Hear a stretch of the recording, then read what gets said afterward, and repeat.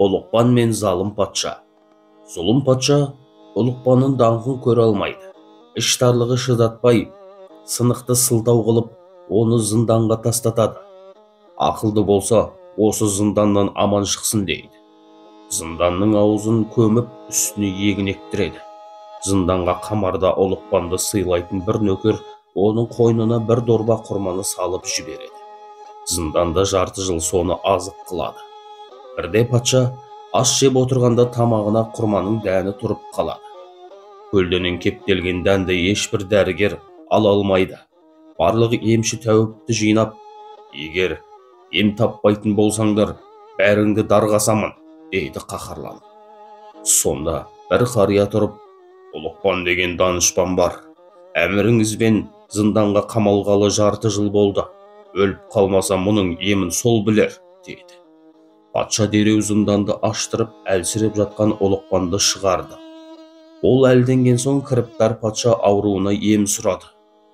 Ел балаңызды бауыздап жүрегін пісіріп жеңіз, сонда жазыласыз, болмаса ажалыңыз осы дәнектен, деді. Патша шошып кетті. Ақыры уәзірлері үгіттеп көндірді. Ұлықпан оның баласын байлап сарайға алдырды. Патша баласын өлімге қимай жылай берді. Хакім оған: жүрегіңіз шыдамас, баланы тасалап перденің арғы жағында бауыздайын, деді.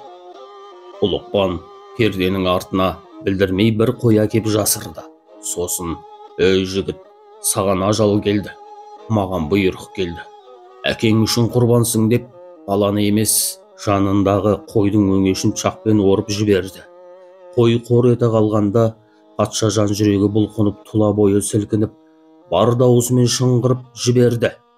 Сол кезде іріңдеп тұрған тамағы бырш етіп жарылып, құрма сүйегін аузынан атып жіберді. Өзі де есінен танды. Сәлден соң есін жиып қараса, баласы алдында отыр. Ұлықпан: балаң аман, деді.